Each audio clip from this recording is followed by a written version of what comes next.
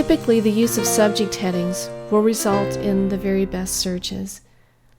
In this module, we're going to take a look at how to incorporate them. For comparison purposes, I've left the keyword search in play from the previous module, the one where we looked at nosocomial infections and hand washing, the one where we netted 27 search results. We're going to take a look at using subject headings to see if we can improve our search results. Well, what are subject headings? I'm going to roll down the page to the second entry so that you can see them better. There's our title, here's the abstract, and then there's a little area for subjects, but these aren't all the subjects. To give you a better view of subject headings, we're going to click on the title, which takes you to a fuller record for this same citation. Looking at the citation more closely, notice how each of the fields has a label. There's the author field, the publication type, but notice major subjects and notice minor subjects. Subject headings are assigned by indexers, by people who read the articles and assign subject headings based on a controlled vocabulary, a list of terms, a thesaurus. As you know, medical terminology is highly complex.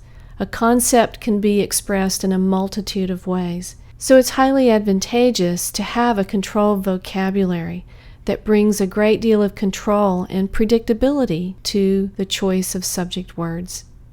To access the CINAHL headings, go to the top of the page and click on the link labeled CINAHL headings. In the box, we're going to type in the first term, nosocomial infections, and browse it.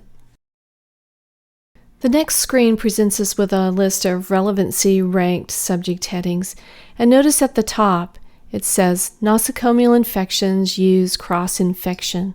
This means that the preferred subject word, the term from the thesaurus, is cross-infection and not nosocomial infections. So it'll be interesting to see how this affects our retrieval. Quite a lot is happening on this page. Notice that cross-infection is a linked term. Out to the right, there's a column for explode, a column for major concept, and a column for scope. Let's look at scope first. If you click on the little icon, you're provided with a definition of what's included within the term cross-infection. Explode. What does that mean? Explode is a way to OR together cross-infection with any narrower terms that are associated with it, but you don't know what those narrower terms are. So how do you find out? Click on the link for cross-infection.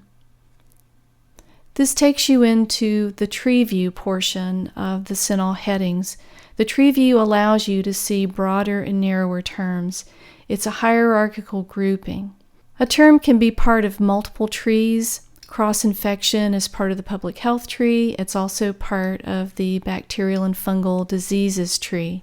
Notice cross-infection has two narrower subject headings affiliated with it: catheter-related infections, pneumonia ventilator associated.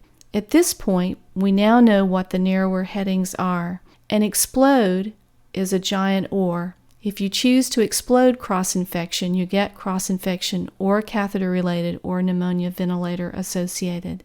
We're going to elect to explode cross-infection, and I'm going to do that by going back to the previous screen, back to term list. So let's explode. The next option that you can choose is to major the concept. If you want to make sure that cross-infection is front and center in the search, then you can choose to major. It has to be a primary focus. And just to show you that you can, I'm going to choose major concept. The second that we made the selection of cross-infection, a second column opened, subheadings for cross-infection. These are narrower aspects of your topic. These are ways to narrow in, to focus. You can choose multiples, but we're going to include all subheadings. We're early in the search. I like to get a look at the totality of the search before making subheading choices. And over in the right-hand column, you can see that we have cross-infection as a search term. We've chosen to explode and to major. So we're going to search the database, and we've netted 11,596 search results. Let's go back up to the CINAHL headings link and explore hand washing.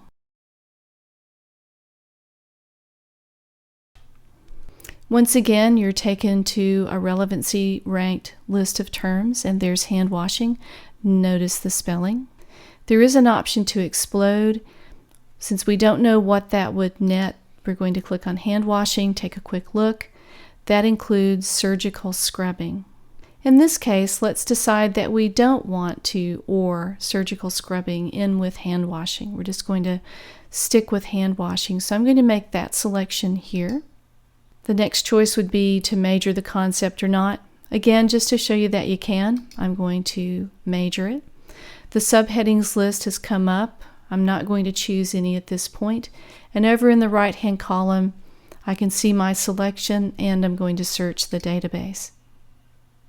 At this point, you've got 1,951 search results that match hand washing, but they're not combined with our cross-infection set, and that's our next step. In order to combine search statements, you have to be able to see them first. Find the link labeled Search History. Clicking on Search History exposes all of the search statements that you've created to date.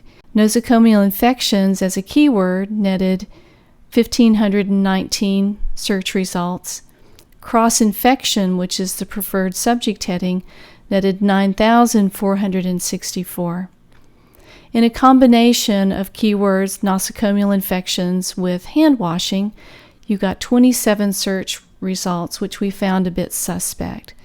Now we're going to combine hand washing as a majored subject heading with cross-infection as a majored subject heading. First, I'm going to clear the box at the top. You can either highlight and delete or simply hit the clear button. At this point, we want to push search statements up into the boxes. We're going to click beside set 3, click beside set 4, and choose to search with an and. We want to intersect the subject headings hand washing and cross-infection. And you can see them, the set numbers, set 3 and 4, up in the search box. Down below, you can see that we netted 535 search results. 535 versus the 27 of nosocomial infections and hand washing, our keyword search. So clearly, exploring subject headings and using them as part of the search strategy gave us a much broader range of citations to choose from. In the next module, we'll take a look at refining your search results by using limiters.